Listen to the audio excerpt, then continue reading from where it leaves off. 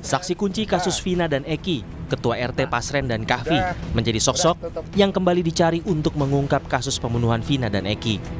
Kuasa hukum terpidana sempat melaporkan keduanya ke Bareskrim Polri atas dugaan kesaksian palsu karena menyebut tak mengenal dengan narapidana kasus Vina. Jurnalis Kompas TV Muhammad Syahri Romdon mendapatkan foto kedekatan Kahfi, anak ketua RT dengan sejumlah narapidana tahun 2013 atau 3 tahun sebelum kasus pembunuhan Vina dan Eki. Pak Pasren dan Kahfi telah muncul ke permukaan publik beberapa hari lalu. Dalam pernyataannya, Kahfi mengatakan bahwa dirinya tidak kenal dekat dengan para terpidana.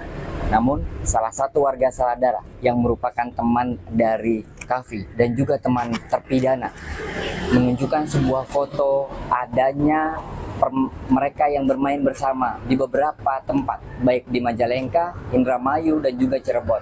Satu foto yang mencolok adalah foto di mana Kahfi, Hadi, Eko, dan Jaya, termasuk juga Irfan yang memberikan foto itu kepada Kompas TV, yang mengenakan kostum yang sama, gambar yang sama di tahun 2013 lalu. Tidak hanya pertemuan di satu tempat ini saja. Di tempat yang lain, di Indramayu juga, Irfan menunjukkan foto di mana Eko, Kahfi, dan Jaya, dan Hadi pernah bermain bersama. Irfan Setiawan menyebut jika Kahfi dan 6 terpidana merupakan teman sejak kecil. Pernyataan ini bertolak belakang dengan kesaksian Kahfi dalam BAP yang menyebut tidak mengenal narapidana kasus Vina. Kalau saya mah emang iya Kahfi itu bohong. Itu tuh bertolak belakang, sangat memang bertolak belakang sih. Itu tuh Kahfi sama terpidana dia teman dari kecil sampai ya 2016 itu. Sama ya pas 2013 ya kita sampai bikin baju bareng, Bob Marley, foto-fotonya juga masih ada. Ya jalan-jalan bareng kemana ya emang teman dari kecil itu semua. Sering jalan bareng? Sering jalan bareng. Apalagi setiap minggu pasti jalan bareng.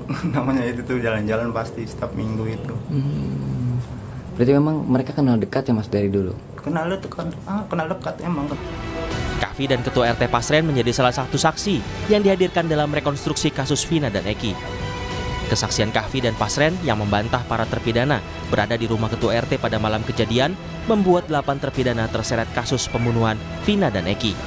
Tim Liputan, Kompas TV.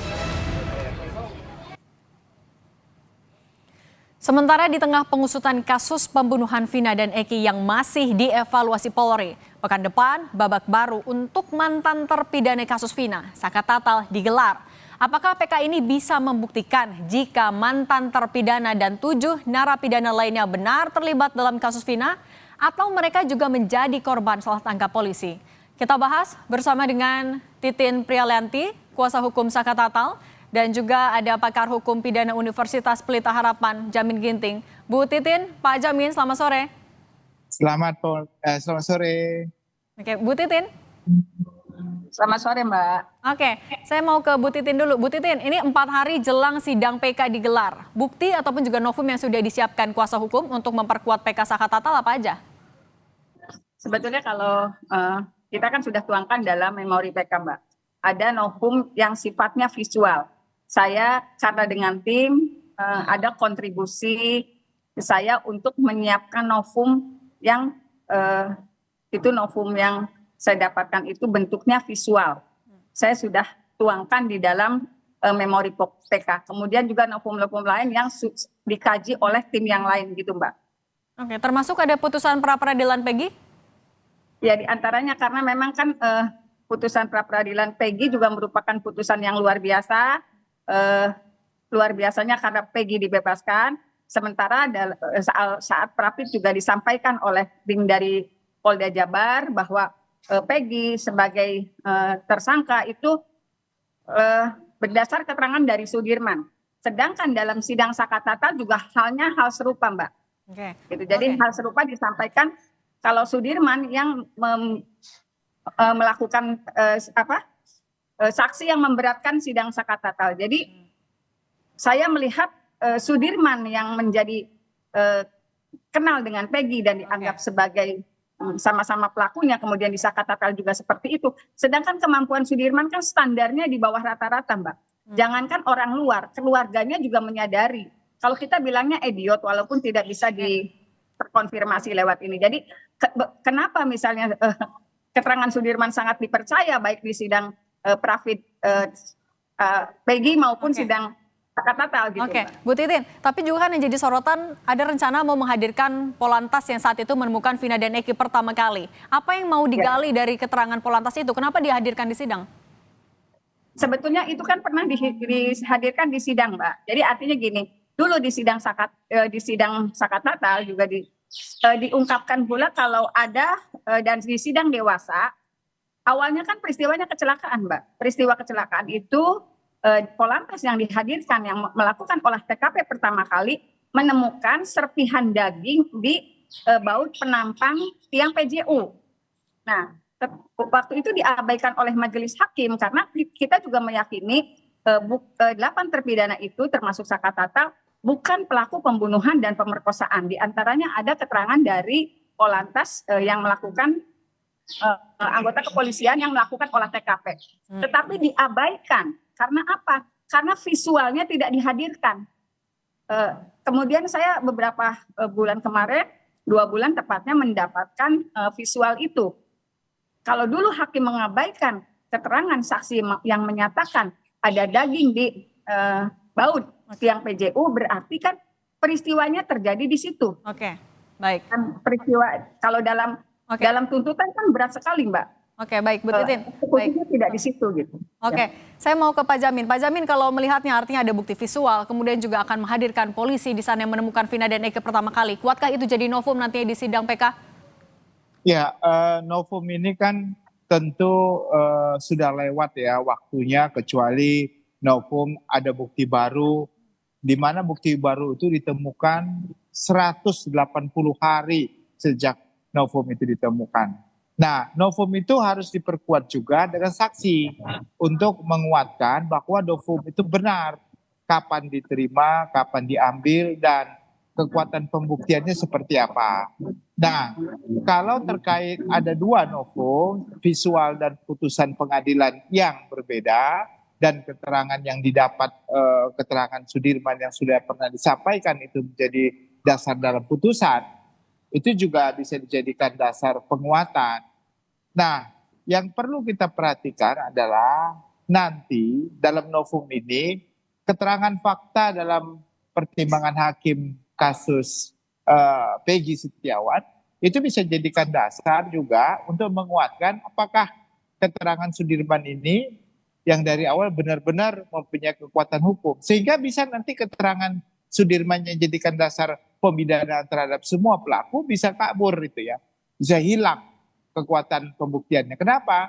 Karena orang yang memberikan keterangan karena dia tidak cukup secara dewasa, dalam hal ini tidak mempunyai kemampuan untuk memberikan keterangan baik jiwanya maupun kesehatannya, harusnya keterangannya tidak bisa dijadikan dasar untuk menghukum orang. Nah, inilah yang nanti dijadikan bahan pertimbangan bagi ketua majelis di PK nanti, apakah dengan adanya keterangan Sudirman, apakah dengan keterangan visual yang disampaikan oleh kuasa hukum Sakatatal ini bisa menjadikan dasar. Yang menurut saya yang paling kuat itu sebenarnya adalah novum yang terkait dengan keadaan si Sudirman ini seharusnya dimunculkan. Keadaan di mana dia memang sebenarnya tidak mampu untuk memberikan keterangan yang benar dan keterangan yang bisa dipercaya karena keadaan jiwa dan kemampuannya untuk memberikan keterangan tidak sesuai atau tidak mempunyai kualitas begitu, Mbak. Oke, artinya kalau Anda membaca peluangnya cukup besar sebenarnya untuk nanti PK-nya bisa dikabulkan? Dilihat dari apa yang kita lihat ya kait dengan Peggy Setiawan persidangan, ini kan semuanya kelihatan ketidakprofesionalan polisi ya dalam melakukan penyidikan, terutama penyidik. Saya kira ini juga berimbas bagi Sakatatal juga. Tadi Sakatatal juga mengatakan ada beberapa yang dia terus terang tidak melakukan perbuatan dan terkesan dipaksa untuk mengakui perbuatan dalam proses penyidikan. Walaupun pra-peradilan bukan menjadi pilihannya ya. Tapi PK ini saya kira hakim juga bisa menjadikan bahan pertimbangan. Sebenarnya ini ada apa dalam proses penyidikan yang sebenarnya begitu. Nah ini bisa keyakinan hakim bisa berubah loh terhadap putusan kasasi maupun putusan sebelum-sebelumnya begitu.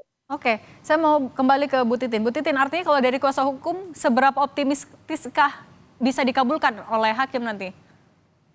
Saya sangat optimis Mbak, karena dari 2016-2017 juga saya meyakini terpidana yang 8 orang ini bukanlah pelaku pembunuhan dan pemerkosaan. Karena sebetulnya di 2016 dan 2017 saya sudah menghadirkan pembuktian dan saksi-saksi yang sebetulnya itu saksi-saksi alibi yang meyakinkan. Hanya mungkin kondisinya tidak seviral sekarang, atensi masyarakat juga justru dulu kita dianggap para pelaku itu dianggap orang yang harus mendapatkan balasan dengan tembak mati karena memang demo juga luar biasa.